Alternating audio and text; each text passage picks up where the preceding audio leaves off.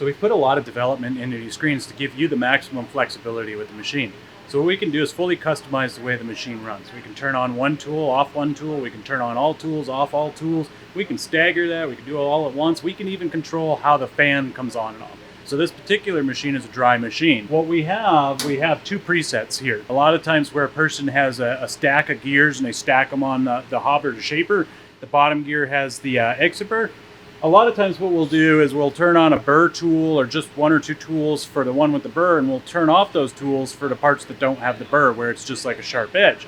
So now we can toggle through those presets real quick, and you can see these different tools turning on and off. What we can also see here is we've got this nice yellow screen here. So when we run a cycle, what happens is that empties out and it's gray. And as we're running through the cycle, it fills and fills and fills and fills. You can see right here a cycle time predictor. And then we give you this visual cue so that when it's running, you know real quickly at a glance if it's at 25% done, 50% done, or almost done. So now instead of looking at the cycle time, having to remember what the cycle time is, you can also look at this gauge and kind of tell where you're at in the cycle time.